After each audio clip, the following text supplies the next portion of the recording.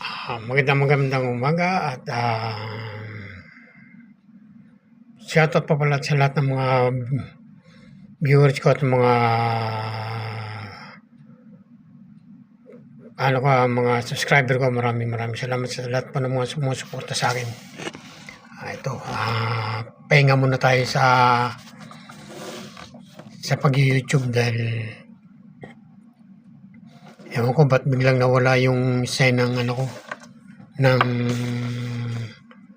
dollar sign ko at demonetize na yata sa akin simula ng July 15. Wala na siya, hindi na siya bumalik, kaya siguro ihinto ko muna to.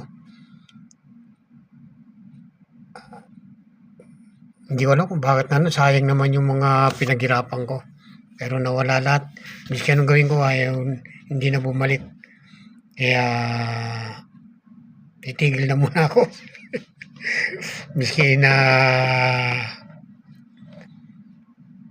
malaki pa na gastos ko na ko sa pag YouTube ko, okay lang sa akin yun dahil kumbaga sa libangan lang to eh. Pero masakit rin yung nawala kagad yung yung sign ng dollars mo. Halos 3 years na ako 3 years o 4 years na ako YouTube, pero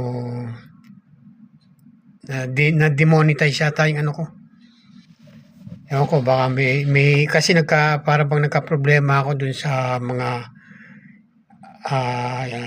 yung small video ko, yung mga maliliit kong video. Nakuha yata ako sa TikTok, kaya akala ko pwede yun, hindi pala pwede yun.